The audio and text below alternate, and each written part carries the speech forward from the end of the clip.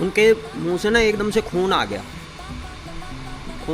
उन्होंने अपने मुंह को साफ किया। उन्होंने मेरी प्रायोरिटी मेरी चैनल चलाना नहीं है। सबसे पहली प्रायोरिटी लोग हैं, देश है, और इनसे ऊपर कोई है, कुछ चीज़ है ही ना। ये बम्ब, वो बम्ब, ये सब। एक बम्बू बनाया इंसान ने, एक और प्लास्टिक बोतल, इसको कबाड़ी वाला लेके जाएगा, इसको रिसाइकल करवा देगा, क्योंकि पैसे में जो लेके जाएगा तो वो तो पैसे कमाएगा इससे, और जो आगे जाएगा तो बड़ा है। और इसमें प्लास्टिक जो मिक्स है, इसमें थोड़ा बहुत तो कंटेंट प्लास्टिक का हो सकता है मेरे हिसाब से मैं पर्सनली बोल रहा हूँ। ये इन्फॉर्मेशन सही भी हो सकती है और गलत भी हो सकती है, ऐसा नहीं है कि मैं।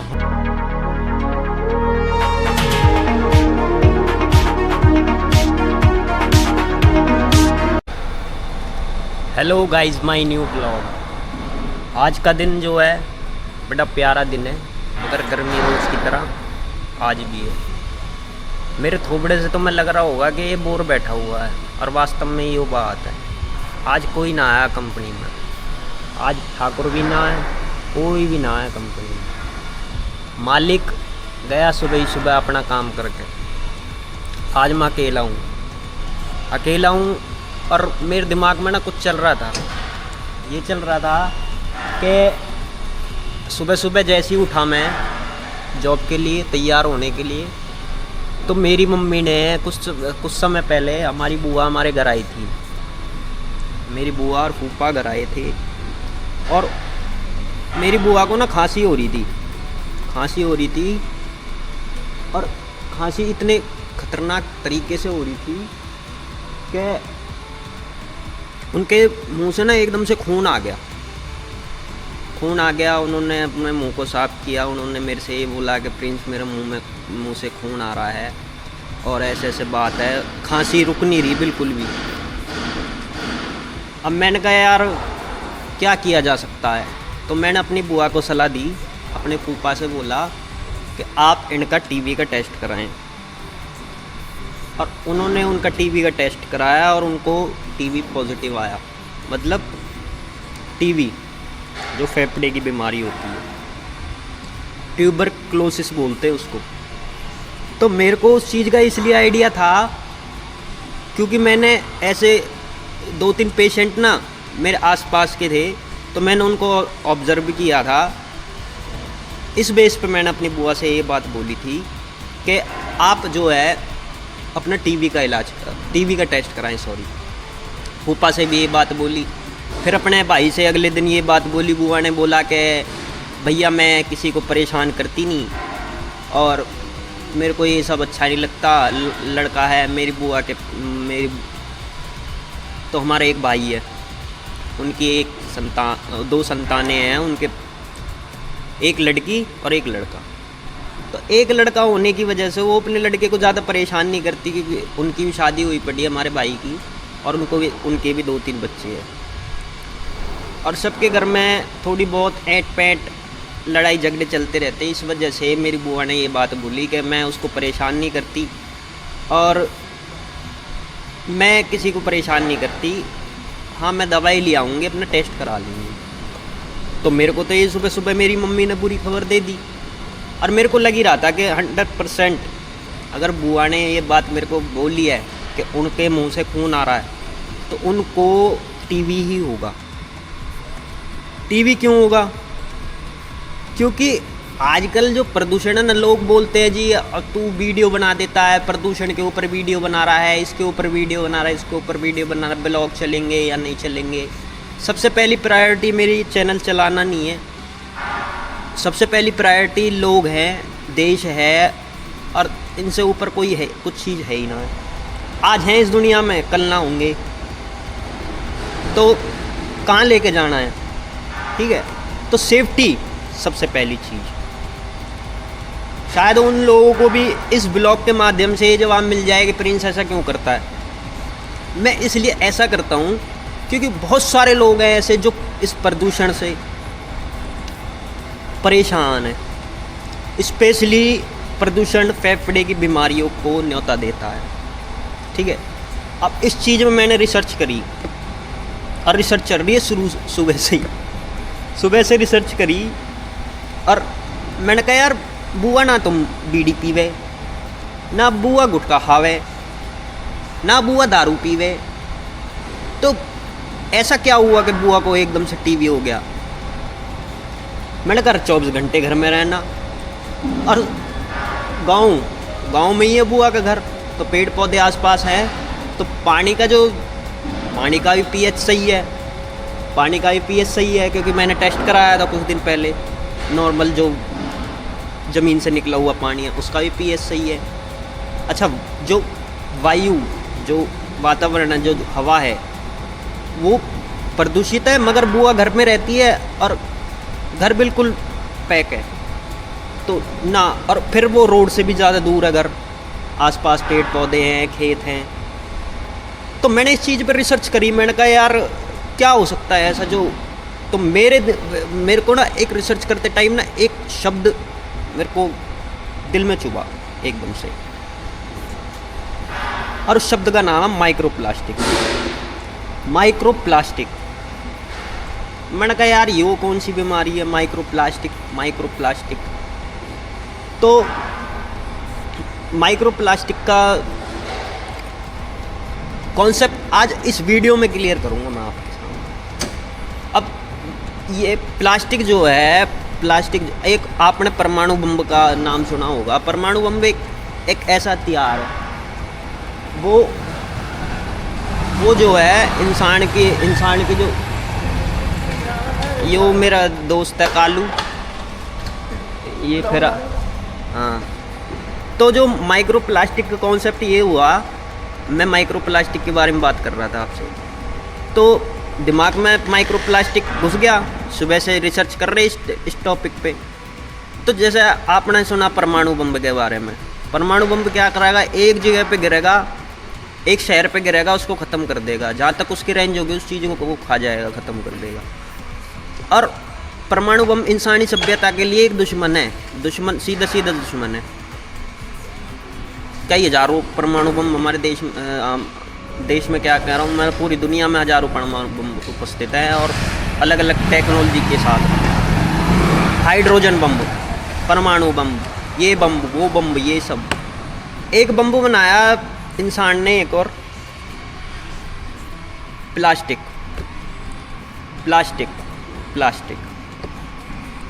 अब प्लास्टिक में दो तरह की प्लास्टिक है, एक तो सिंगल यूज़ प्लास्टिक और एक रिसाइकल। मेरे हिसाब से जो मैं पर्सनल, मेरी थिंकिंग जो बनी पर्सनली। अब ये जो है रिसाइकल प्लास्टिक, ये कौन सी प्लास्टिक है, और सिंगल यूज़ प्लास्टिक क्या चीज़ है। सिंगल यूज़ प्लास्टिक के बारे में आपने बहुत बार सुना होगा। सिंगल यूज़ प्लास्टिक है जिसमें हम सब्जियां लाते हैं। देखो ये है सिंगल यूज़, सब्जियां लिया है, या चिप्स के पैकेट हैं, या किसी भी, जैसे मेरे पास ये पैकेट है एग्जांपल के तौर पर, ये पॉपकॉर्न का पैकेट है, ठीक है। अब मैं आपको दिखाना चालू करता हूँ सिंगल यूज़ प्लास्टिक, और उस सिंगल यूज़ प्लास्टिक से ही जुड़ा हुआ, सिंगल यूज़ प्लास्टिक का ही भाई है ये माइक्रोप्लास्टिक। ये जुड़वा भाई हैं आपस में, इनका रिश्ता बहुत गहरा है।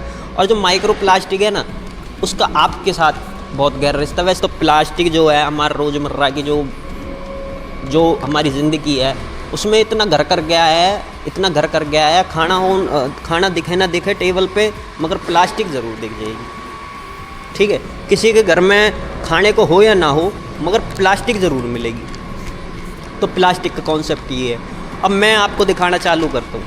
ये रहा सिंगल यूज़ प्लास्टिक, एक पैकेट ये फेंक दिया, ये रहा दूसरा पैकेट, ये उठाया, ये ठीक है, ये फेंक दिया, तीसरा पैकेट, ये रहा तीसरा पैकेट, ठीक है। ये सिंगल यूज़ प्लास्टिक, ये सिंगल यूज़ प्लास्टिक, ये सिंगल यूज़ प्लास्टिक, ये सिंगल यूज़ प्लास्टिक, ठीक है। इस कूड़े में ये single use plastic,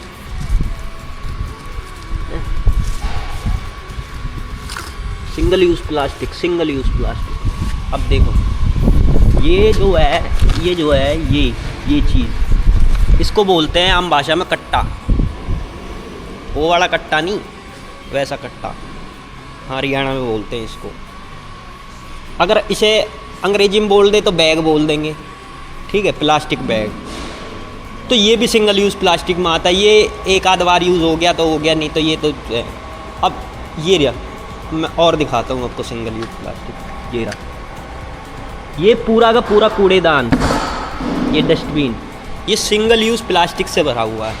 single use आप सोच लीजिए, मशीन के पास वो पड़ी सिंगल यूज़ प्लास्टिक।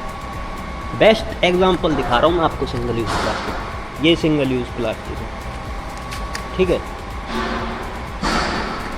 अब ये है एक बोतल, इसको आप अच्छे तरीके से जानते होगे, मैं इसका नाम तो आपको बताऊंगा नहीं, आप इस बोतल को अच्छे तरीके से जानते होगे। अब मैंने इस रैपर को ये रैपर है, अगर हम इस रैपर को फाड़ के, तो जब मैं फाड़ूँ इसको फाड़ देता हूँ ना, मैंने इसको फाड़ दिया, ठीक है। ये तो रिसाइकल हो जाएगी बोतल, इसको कबाड़ी वाला लेके जाएगा, इसको रिसाइकल करवा देगा, क्योंकि पैसे में जो लेके जाएगा तो वो तो पैसे कमाएगा इससे, और जो आगे जाएगा तो ये रिसाइकल होगी, इसका प्लास्टिक का दाना बनेगा। ये है सिंगल यूज़ प्लास्टिक, ये है ये। अब मैं आपसे बहुत देर से माइक्रो प्लास्टिक चिल्ला रहा हूँ, है ना। ये रहा, इस डस्टबिन में सारी की सारी प्लास्टिक है, सारी की सारी। ये सिंगल यूज़ प्लास्टिक है, ये सारे के सारे, ये रही सिंगल यूज़ प्लास्टिक, ये सिंगल यूज़ प्लास्टिक। ये है यहाँ पे, ये पड़ी, ये रैपर पड़ा, ये भी सिंगल यूज़ प्लास्टिक में आ गया, ठीक है। यहाँ कूड़ा पड़ा है, ये सिंगल यूज़ प्लास्टिक में आ गया, ये सिंगल यूज़ प्लास्टिक में आ गया। तो ये सारा का ये सिंगल यूज़ प्लास्टिक में आ गई, ये सिंगल यूज़ प्लास्टिक में आ गया। तो क्या है कि हमारे वातावरण में जो प्लास्टिक है ना, इतना घुल मिल गया है, आपको खाने की चीज़ दिखाई ना दे, कोई चीज़ दिखाई दे या ना दे, मगर प्लास्टिक ज़रूर दिख जाएगी, ठीक है। अब इस प्लास्टिक का जो कॉन्सेप्ट है ना, माइक्रो प्लास्टिक से जुड़ा हुआ है। माइक्रो प्लास्टिक ये सब एक ही चीज़ है। अब बात रही माइक्रो प्लास्टिक, माइक्रो प्लास्टिक बनेगी ये जो आप पार्टिकल देख रहे हो ना, ये एक शैम्पू का रैपर होता है ना, उसको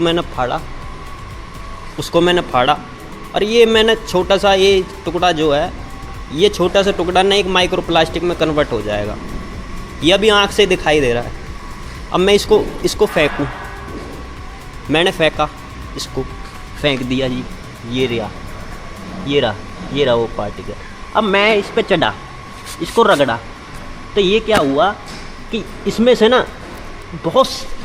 ना बहुत सारे ऐसे पार्टिकल्स होंगे जो मेरे को आँखों से दिखाई नहीं देंगे, और वो हमारी हवा में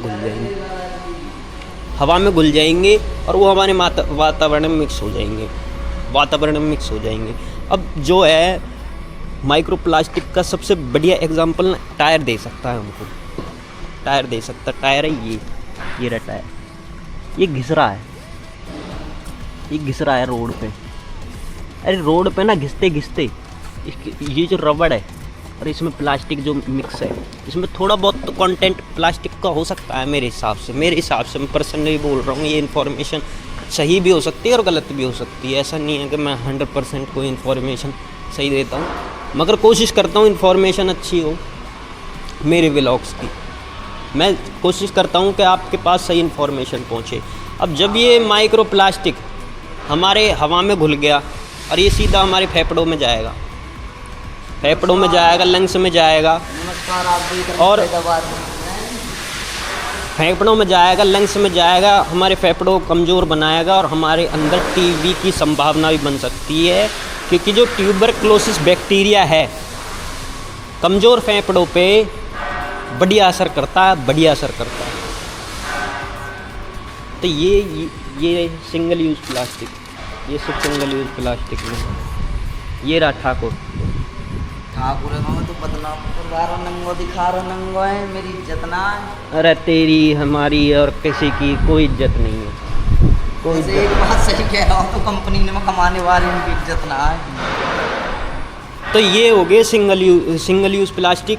और मैंने आपको बता दिया, शायद आपको समझ में आ गया होगा कि हमारे वातावरण में प्लास्टिक मिक्स हो चुका है और वो प्लास्टिक ना हमारे शरीर में जा रही है।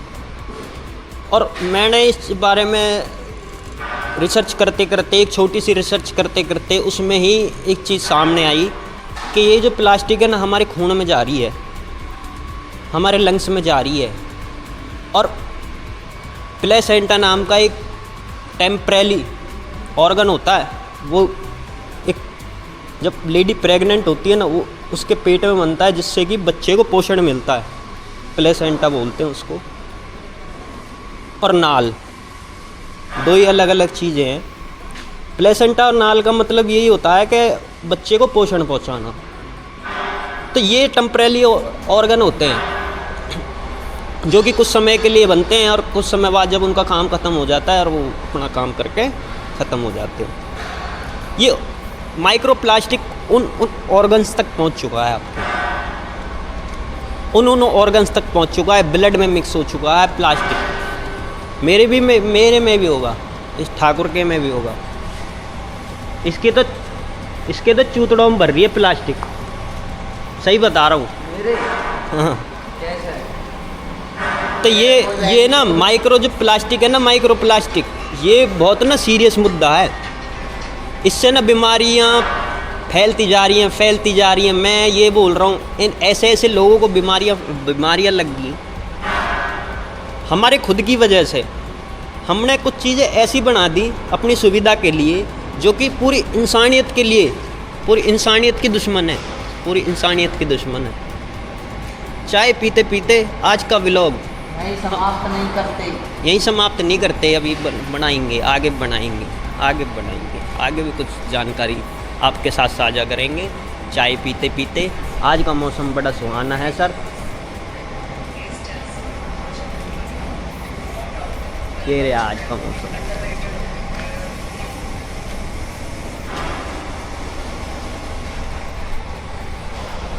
ये हरियाली, अरे ये हरियाली कोई आम हरियाली नहीं सर, ये हरियाली है भांग की।